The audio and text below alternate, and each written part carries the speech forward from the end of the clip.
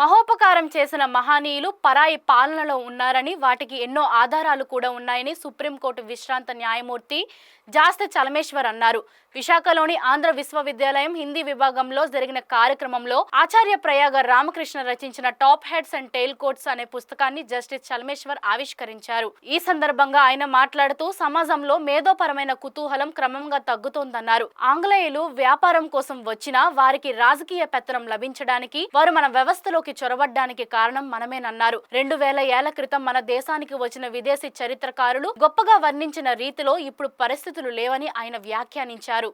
కాకినాడ శ్రీపీఠం వ్యవస్థాపకులు స్వామి పరిపూర్ణానంద సరస్వతి మాట్లాడుతూ హిందువుల చేతులు కట్టేయడం, ఇతర మతాలకు దారులు తెరవడమే సెక్యులరిజంగా మారిందన్నారు. మన బుద్ధి దిగజారడం వల్లే మనపై అనేక దేశాలు శతాబ్దాల పాటు పెత్తనం చేశాయన్నారు. భారత్ వైపు ఏ దేశం చూడాలనుకున్నా ఇక్కడ గొప్పతనాన్ని తెలుసుకోవాలనుకునే ఆలోచన మొదలు కావాలన్నారు. ప్రపంచీకరణ అంటే నేను ఏది చేస్తే అది చెయ్యాలి అనే రీతిలో గోబెల్స్ ప్రచారాన్ని రుద్దడమేనని, దీని నుంచి అప్రమత్తంగా ఉండాలని హెచ్చరించారు. ఈ కార్యక్రమంలో రాజ్యసభ మాజీ సభ్యులు యార్లగడ్డ లక్ష్మీప్రసాద్, రచయిత ప్రయాగ రామకృష్ణ తదితరులు పాల్గొన్నారు. ఈ వైట్ సుప్రిమసీ యొక్క మెయిన్ ఫండమెంటల్ ఫిలాసఫీ ఏంటంటే కాలనైజ్ చేయడం అనేది వాళ్ళకి one of the main target in there political scenario. రెండోది అబ్యూసివ్ టైలరింగ్ అనే పదం నేను ఎందుకు వాడుతున్నానంటే, వాళ్ళకి ఎలాగా సొసైటీని వాళ్ళకి తగ్గట్టుగా చేంజ్ చేయాలనుకుంటారో దానికి తగ్గట్టుగా బయట ఆ సిచ్యువేషన్ని, ఆ సర్కమ్స్టెన్స్ అంతా తయారు చేస్తూ తీసుకున్నాం. ఫర్ ఎగ్జాంపుల్, మన ఆహారానికి దూరం అవ్వాలి. ఈరోజు మీ అన్నము, మీ పప్పు, మీ గోంగూర, మీ ఆవకాయ, మీ చారు, మీ పప్పు చారు, ఉలవచారు, మీ పెరుగన్నము, మీ నిమ్మకాయ పచ్చడి, ఇవన్నీ మనం అమెరికాకి వెళ్ళి ప్రచారం చేయలేము. వాళ్ళు దాన్ని రిజెక్ట్ చేస్తారు.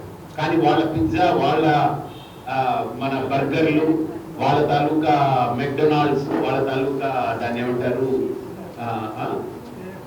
కేఎఫ్సి, పిఎఫ్సి, రకరకాల లేవకు అవి ఎంత ర్యాపిడ్ ప్రచారం పొందుతాయంటే అంత పొందుతాయి. అంటే టైలరింగ్ యువర్ ఫుడ్. బట్టలు, గాంధీజీ లాంటి వారు కూడా సత్యాగ్రహం చేశారు. ఆ బట్టలు వాడకూడదని దాన్ని కాల్ చేస్తే స్టీల్, గాంధీజీ పక్కనే ఉన్న నెహ్రూ గారు ఆ బట్టలే వాడారు.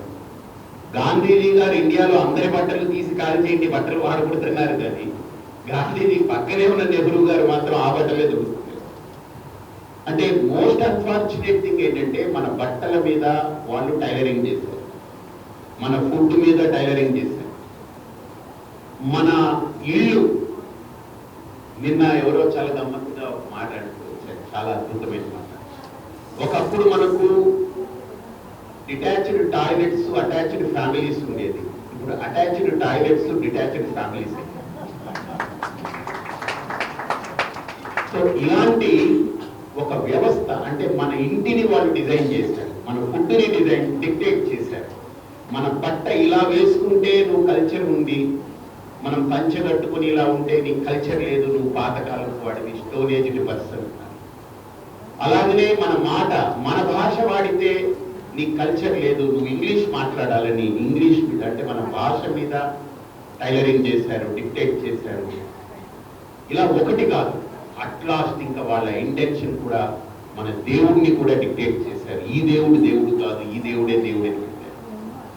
మీరు ఆలోచన చేస్తే, it is not the white color that we are worried about.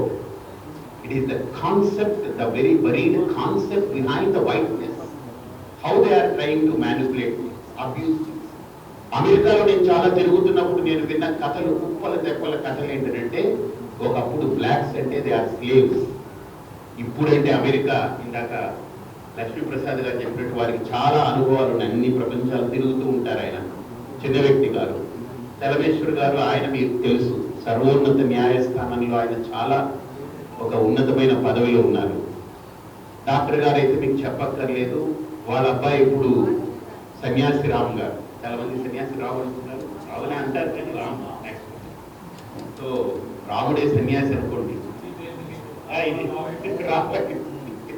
So ఒక రకంగా కన్వర్షన్ అనే పదం కొద్దిగా హార్డ్ పదం, కానీ డిప్లొమాటిక్ వర్డ్ ఏంటంటే టైలరింగ్. కన్వర్షన్ అనేది రెక్కడి పదం అది. అది మనం ఫీల్ అయిన తర్వాత ఇప్పుడు వాడుకుంటున్నాం ఆ పదం. కానీ వాళ్ళు చేసినంత టైలరింగే. ఎలా చేస్తే మనకు తెలియకుండానే మనం వాళ్ళ మోసలోకి వెళ్ళిపోతామో అలా వాళ్ళు మనల్ని నడుపుకుంటూ తీసుకొచ్చినటువంటి ఘనత అయితే వాళ్ళదే. మనం ఎంత గనులం అని అంటే గనులు కాగా కొద్దిగా మనం ఎంత గనులంటే మనకు తెలియకుండా మనమే దిగబడిపోతూ ఉండడం, ఆఖరికి కాలిపోయిన తర్వాత పైకి తెచ్చుకోవడం.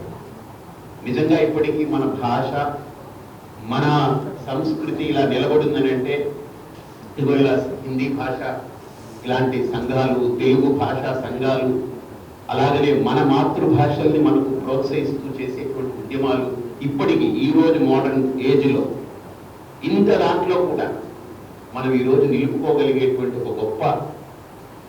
ఒక ఉద్యమాన్ని చాలా మంది చేస్తూ వచ్చారు. నాకు ఉద్యోగం ఉండేది. ఉద్యోగం ఉన్నవాడికి ఈ దేశంలో చాలా మర్యాద ఉంటాయి. నా ఉద్యోగం కూడా లేదు, అయిపోయి 7 ఏళ్ళు అయింది. అయినా ఇంకా నేను రావాలని నేను అనుకుంటున్నాను. నాకు అంటే ఒప్పుడు అర్థం కాలేదు. అయినా ప్రజలు పెంచారు కాబట్టి పంపించారు. అయితే ఒక మాట కాపీ ఇచ్చి ఫుల్ కాపీ పేపర్ బయట నా అభిప్రాయం రాశానంటే ఇందులో మీరు అభిప్రాయాలతో ఎదురుస్తారు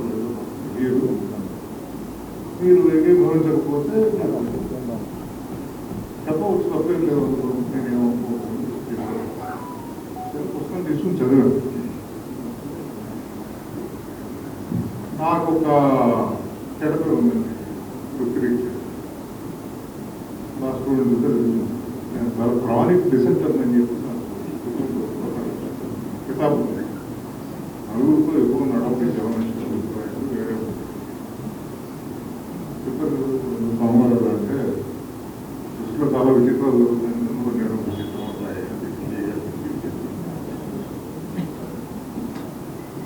సరే. ఇంకొక సమస్య ఉన్నది. ఇవాళ రేపు దేశంలో తర్వాత మాట్లాడదాం. ఈ దేశంలో జరుగుతున్న వ్యవహారాల్లో ఒకటి ఏమిటంటే సహనం